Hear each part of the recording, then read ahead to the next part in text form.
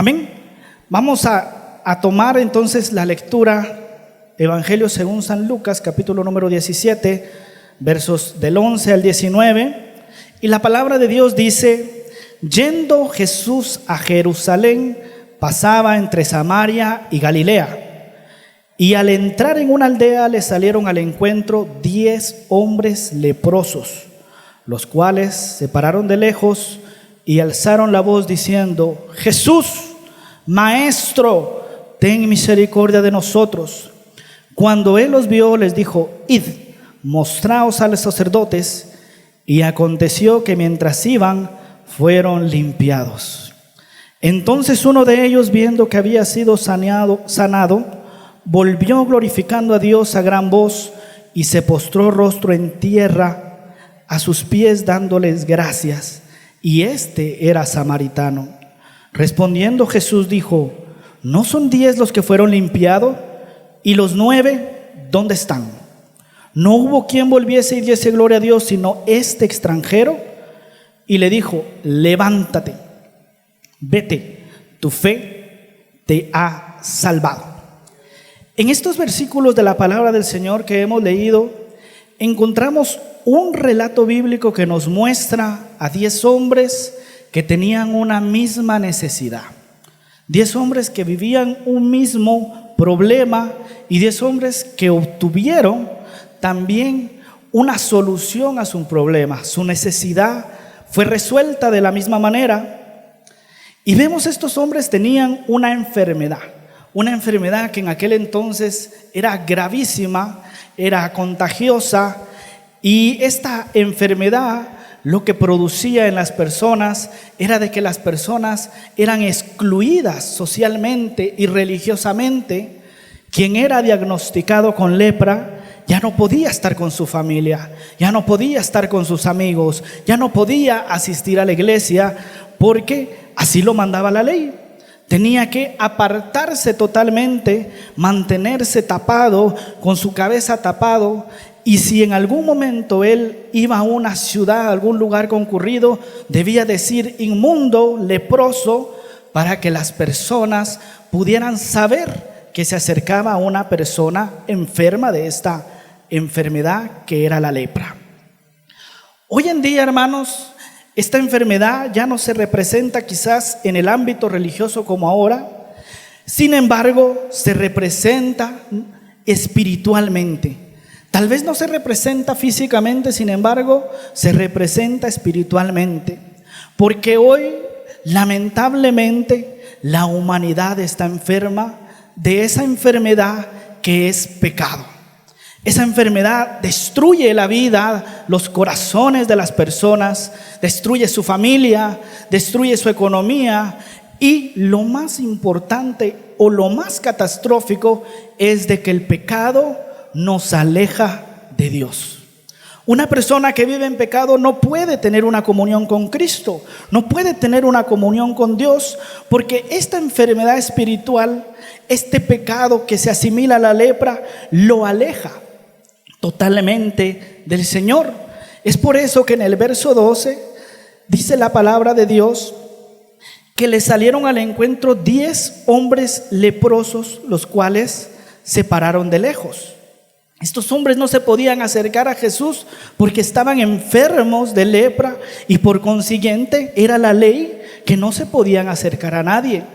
Así sucede hoy en día, hermanos, que el hombre y la mujer están enfermos de pecado, no pueden alejarse de Dios, no pueden acercarse a Dios, Sin embargo, a la gente le gusta eso. A la gente lamentablemente le gusta vivir alejado de Dios. Usted y yo hoy estamos aquí y nos sentimos gozosos, nos sentimos alegres de estar en la presencia de Dios, pero para la gente que vive en pecado, esto es una pérdida de tiempo.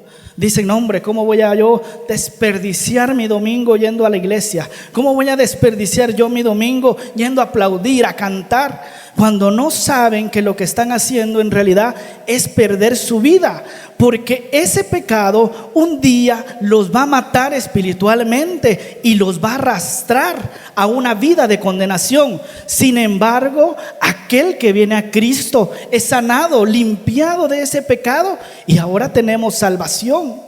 Nosotros un día nos encontramos igual que esos 10 leprosos, quizás no físicamente, pero espiritualmente. Así nos encontrábamos, alejados de Dios totalmente. No nos podíamos acercar al Señor. ¿Por qué? Porque el pecado nos estaba destruyendo. La palabra dice que el enemigo no vino sino para matar, hurtar y destruir. Eso es lo que hace el enemigo con las personas. Destruye su familia, destruye su vida, destruye su comunión con el Señor. El pecador que dice: Dios mío, ayúdame, pero no lo hacen de corazón, lo hacen como un amuleto, lo hacen como que si fueran unas palabras mágicas. Pero no, hermanos, el acercarse a Dios debe ser a través de una comunión, a través de un cambio que hay en nuestros corazones. En el verso número 13, nosotros vemos que dice: y alzaron la voz diciendo: Jesús, Maestro, ten misericordia de nosotros. Aquí la palabra nos da una gran enseñanza de cómo nosotros debemos presentarnos delante del Señor. ¿Cuántas veces nosotros tenemos problemas y venimos delante del Señor, como ha dicho muchas veces nuestro pastor: arrebato, te quito, que dame, que proclamo? Esa no es la forma de presentarse delante del Señor.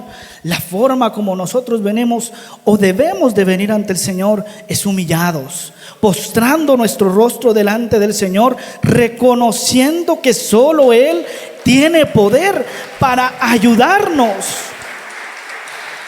Esa es la manera como nosotros debemos presentarnos delante del Señor, hermanos. Estos hombres se vieron a sí mismos y dijeron: estamos enfermos, no tenemos solución, vamos allá porque allá dicen que hay uno que puede sanarnos. Pero ellos no vinieron: Jesús, sánanos como has sanado a otros, Jesús, hazme el milagro. No, ellos vinieron humillados delante del Señor y gritaban: Jesús, Maestro, ten misericordia de nosotros. Eso es lo que ellos decían. Vinieron delante del Señor humildes, necesitados de la presencia del Señor. Salmos capítulo 138 verso 6 dice: porque Jehová es excelso y atiende al humilde, mas al altivo mira de lejos. Muchas veces nosotros venimos afligidos con problemas y decimos: ves que mi problema no se soluciona, ves que yo vengo a la iglesia pero sigo en la misma condición. Pero ¿será que estamos viniendo de la forma correcta delante del Señor? ¿Será que nos estamos presentando delante del Señor como deberíamos presentarnos? Nosotros tenemos que presentarnos humildes de corazón, humillados delante del Señor. Mateo capítulo 15 verso 21 al 28, hay otra enseñanza grande de cómo debemos de presentarnos delante del Señor. La palabra de Dios dice: saliendo Jesús de ahí, se fue a la región de Tiro y de Sidón. Y he aquí una mujer cananea que había salido de aquella región, clamaba diciéndole: Señor, Hijo de David, ten misericordia de mí, mi hija es gravemente atormentada por un demonio. Pero Jesús no le respondió palabra.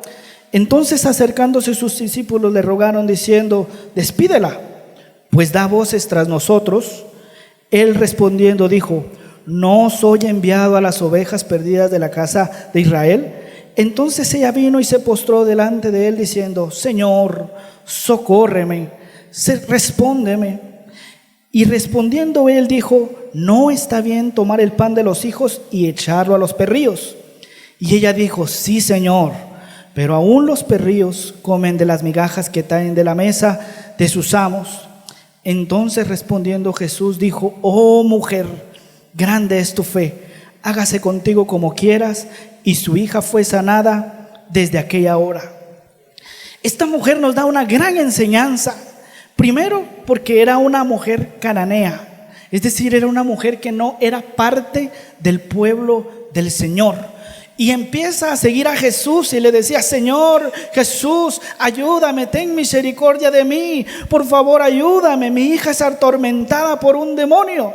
Pero Jesús no le respondía, y los discípulos, en vez de decir: ella tiene una necesidad, ¿Por qué no le hablamos al maestro que le ayude? Ellos sintieron vergüenza, ellos dijeron, no hombre, que se vaya. Entonces le dijeron, Señor, por favor despídela, que se vaya. Porque ¿sabe qué? El único que nos puede ayudar en medio de los problemas es Jesús. Muchas veces acudimos al hombre y pensamos, si yo voy al médico, si yo voy con tal persona, voy a obtener la solución de mi problema. Pero no, la solución a nuestra vida está en Cristo Jesús únicamente. Él es el grande, Él es el poderoso. Si usted y yo ponemos nuestra confianza en el hombre, ¿qué es lo que va a pasar? Vamos a fallar, vamos a ser perdedores, no vamos a tener el éxito. Sin embargo, si usted viene a Cristo, sus problemas pueden solucionarse. Él puede tener misericordia. Y esta mujer clamaba a gran voz. Y mire, hermano, esta mujer mostró una gran fe, porque Jesús, ¿qué le dice? ¿No soy enviado a las ovejas perdidas de la casa de Israel? Como quien dice, mira, yo no puedo ayudarte, tú no eres parte del pueblo, no eres parte de las promesas, yo no puedo ayudarte. Jesús podía, obviamente, pero Jesús quería ver su fe. Jesús quería ver qué más iba a hacer esta mujer para mover el corazón de Cristo. Y Jesús le dice, no está bien tomar el pan de los hijos y echarlo a los perrillos. Y ella le dice, Señor, pero aún los perrillos comen de las migajas. Esta mujer no vino con altanería, no vino con cuestiones de altivez, ella vino humillada delante del Señor. Y así es como nosotros tenemos que presentarnos delante del Señor, humillados, reconociendo que Él es todopoderoso. Tal vez alguien diría, no, es que Jesús no tiene amor, ¿cómo la deja ahí que grite? Pobrecita, ¿por qué no le ayuda? Pero hermanos, nosotros tenemos que entender que muchas veces nosotros tenemos que tocar, tenemos que orar, tenemos que pedir y tenemos que humillarnos delante del Señor para que nuestra vida pueda ver un milagro. Usted no va a ver un milagro exigiéndole al Señor. Usted no va a ver un milagro viviendo en pecado. Usted no va a ver un milagro si viene a la iglesia y no se mete en la presencia del Señor. Usted va a ver un milagro en su vida cuando venga y se humille delante del Señor, como lo hizo esta mujer. Otro ejemplo, hermano, que nosotros encontramos es en 2 de Crónicas, capítulo 20, verso 3 en adelante. No vamos a leerlo completo. Sin embargo, aquí vemos al rey Josafat, que se encuentra en peligro. ¿Por qué? Porque están en guerra y él le entra un temor. ¿Por qué razón? Porque él se da cuenta que el enemigo es tan grande que él no lo puede vencer. Él dice, el enemigo es tan grande y poderoso que no vamos a vencer, vamos a perder la batalla.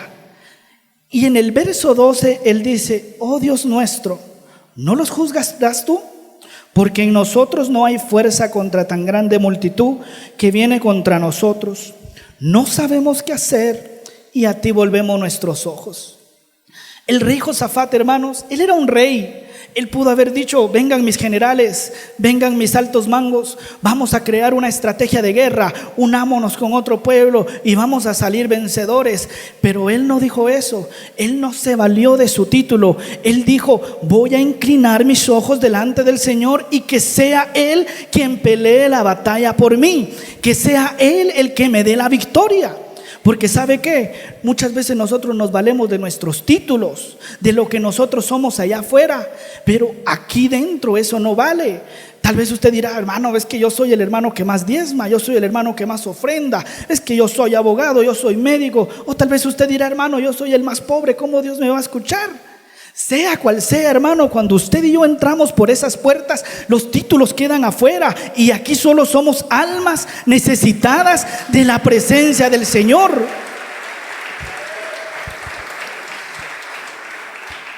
El rey Josafat no se valió de su título, no dijo yo soy el rey, yo voy a crear una estrategia tan magnífica, tan grande y vamos a ganar la guerra. Él dijo no, la fuerza no viene de mí, la fuerza viene del cielo. Y él se humilló. Y si usted lee la palabra, Dios le dio la victoria de una manera sobrenatural. sobrenatural. ¿Por qué? Cuando nosotros confiamos en el Señor, ahí es donde la mano de Dios se perfecciona. Ahí es donde su poder se perfecciona en nosotros. Ahí es donde nosotros vemos la gloria de Dios. No es por nuestras fuerzas. No es por nuestras fuerzas, hermanos. Estos 10 leprosos, si usted se da cuenta, no conocían a Jesús. Nunca habían sido sanados, no se podían acercar a Él, pero habían escuchado que había un Dios que le podía sanar. Y ellos dijeron, vamos allá, vamos a que Él nos sane, vamos y supliquemos. Ellos no conocían a Jesús, solo habían escuchado de Él. El libro de Job, en el capítulo 42, verso 5 dice: de oídas te había oído, mas ahora mis ojos te ven. Hermano, estos leprosos no conocían a Jesús, pero vienen delante del Señor con la fe, con la humildad. Le dicen: Señor Jesús, Maestro, ten misericordia de nosotros. Muchas veces nosotros estamos en la iglesia, pero ¿sabe algo? No hemos tenido un encuentro personal con Dios. Venimos a la iglesia, pero oímos que Dios sana, pero nunca hemos sido sanados. Escuchamos que Dios puede restaurar familias, pero nuestra familia no ha sido restaurada.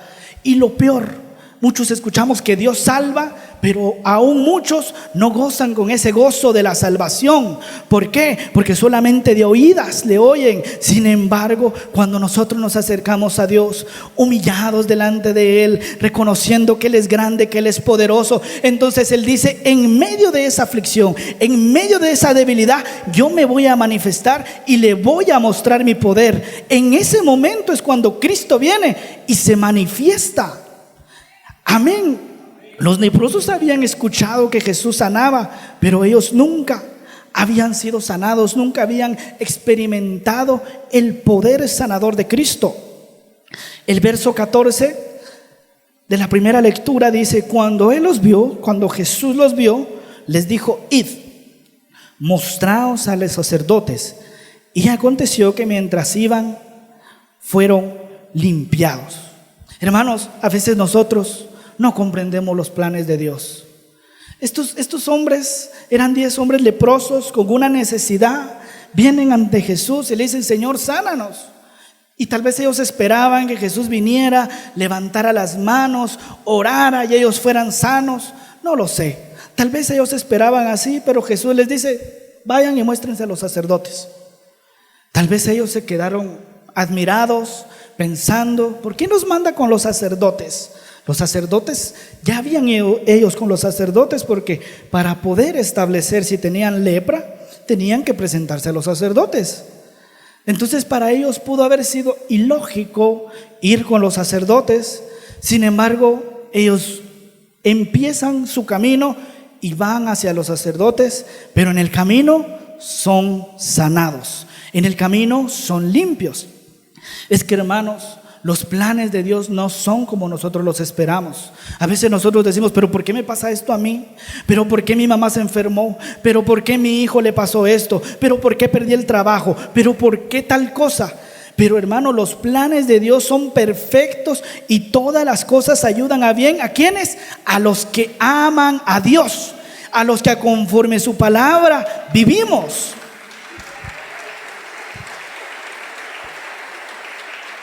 Amén. Hermanos, usted puede esperar que Dios haga las cosas de una forma, pero Dios no va a obrar como usted quiera. Dios va a hablar conforme a su divina voluntad. Amén. A veces decimos: ves que mi familiar no se convierte a Cristo. Yo estoy orando, yo estoy pidiendo, lo invito a la iglesia y no se convierte. Y ves que mi familiar está enfermo y no sana, y yo no tengo un mejor trabajo. Y empezamos a preguntarnos: ¿por qué? ¿Por qué sucede esto? Si yo voy a la iglesia, si yo soy líder, si yo sirvo en la iglesia, si yo hago aquello. Hermano, los planes del Señor no son nuestros planes. Y Él obra como Él guste, porque Él es todopoderoso. Amén. Estos hombres obraron en fe. No se pusieron a decir: bueno, no vamos a ser sanados, ¿para qué vamos a ir al sacerdote? No, ellos dijeron: vamos. Y empezaron, y en el camino fueron sanos. Amén. Verso 15 y 16 dice: entonces uno de ellos, viendo que había sido sanado, volvió glorificando a Dios a gran voz, y se postró rostro en tierra a sus pies, dándole gracias. Y este era samaritano. Hermano, este es un tema bien importante, hermano, porque muchas veces nosotros obtenemos milagros del Señor, obtenemos su favor, pero no somos agradecidos.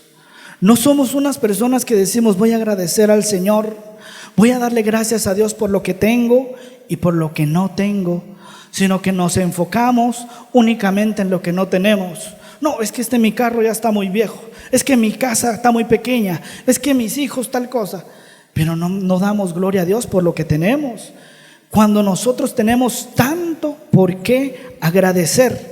Con el solo hecho que usted esté sentado ahí, usted tiene que dar gloria a Dios, hermano, porque es un privilegio grande. ¿Cuánta gente quisiera estar hoy donde usted está, pero están en una cama de hospital?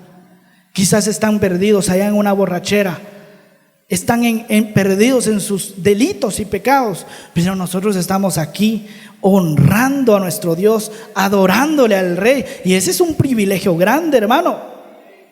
El Salmo número 34 y su verso 1 dice: bendeciré a Jehová en todo tiempo, su alabanza de continuo estará en mi boca. Y si usted mira el título de este salmo, el título dice: Salmo de David, cuando mudó su semblante delante de Abimelech, y él le echó y se fue. Este texto es bien importante, hermano, porque David aquí él expresa algo que viene de su corazón, de su interior, y dice: bendeciré a Jehová en todo tiempo. No dijo: bendeciré a Jehová cuando tenga dinero, bendeciré a Jehová cuando tenga salud, bendeciré a Jehová cuando mi familia esté bien conmigo. No, bendeciré a Jehová en todo tiempo. Porque, hermanos, como nos ha enseñado el pastor, Jesús no prometió sanar a todos. Jesús no vino a la tierra para prometer prosperidad a todos, pero lo que sí vino es a prometer salvación y vida eterna a los que le aceptan. A eso vino Jesús. Y esta verdad es muy importante que nosotros la entendamos, hermanos, porque usted y yo tenemos que entender que vamos a pasar por momentos duros, vamos a pasar por momentos difíciles, quizás por momentos donde la salud sea quebrantada, donde quizás perdamos a un familiar, donde quizás no tengamos una economía estable. Vamos a pasar por momentos duros, hermanos, pero en esos momentos duros, ¿sabe qué? Jesús ha prometido estar con nosotros. Jesús no dijo: voy a solucionar todos los problemas, no, pero Jesús ha prometido que al que le sea fiel y gane la batalla, un día estaremos con el Señor, donde no habrá más llanto, no habrá más tristeza, no habrá más dolor. Estaremos con el Señor. Y por eso aquí el salmista dice: bendeciré a Jehová en todo tiempo. Porque el salmista, David, él sabía lo que era tener holgura, tener feliz a su esposa, a su familia, estar bien. Pero estaba pasando en ese momento un momento difícil. Y sabe, hermano, en ese momento es cuando nosotros podemos medirnos qué tanto amamos al Señor. Porque en los momentos fáciles es fácil decir: Señor, gracias. Gracias por el trabajo, gracias por mi salud, porque lo tenemos todo. Pero qué difícil es agradecer en medio de la tormenta, en medio de la tempestad, en medio de ese problema, en medio de esa aflicción. Es muy difícil dar gloria a Dios. Es muy difícil decir: Señor, gracias por este problema que en tu soberanía permites que venga a mi vida. Gracias, Señor, porque me quitaron el trabajo, pero tú abrirás nuevas puertas. Gracias, Señor, porque mi familiar está enfermo. Gracias, Señor, porque aquella cuestión mala pasó. Ahí es difícil hacerlo, hermano, Cuando todos estamos bien es fácil, ¿verdad? Cuando la cuenta bancaria está grande, cuando la salud está buena, cuando su familia está bien, ahí es fácil dar gloria a Dios. Y muchos aún en ese momento no lo hacemos. Muchos en ese momento nos olvidamos y decimos: no, hombre, es por mi grandeza, es que yo soy buen trabajador, no, hombre, es que yo soy amoroso con mi esposa, por eso miren qué feliz está. No, hermano, todo lo que tenemos viene de Dios. Todo lo bueno que tenemos viene de la poderosa mano de Dios. Pero tenemos que aprender que en los momentos difíciles tenemos que agradecer. Tenemos que agradecerle al Señor. ¿Por qué? Porque nosotros somos salvos. Hemos conocido a Cristo. ¿Cuánta gente quisiera conocer a Cristo? Mucha gente no pudo conocerle. Se murió sin Dios, sin esperanza. Y eso es lo peor que puede pasarle a una persona, morirse sin Cristo. Pero usted y yo hemos tenido la oportunidad, la bendición de poder servirle y adorarle. El verso número 17 dice: respondiendo Jesús dijo: ¿no son 10 los que fueron limpiados? ¿Y los 9 dónde están? Hermano, aquí nosotros no sabemos, la Biblia no lo menciona, no dice si estas personas llevaban mucho tiempo de ser enfermas, poco tiempo, sus ocupaciones, si tenían familia, si tenían trabajo. No lo dice la palabra de Dios.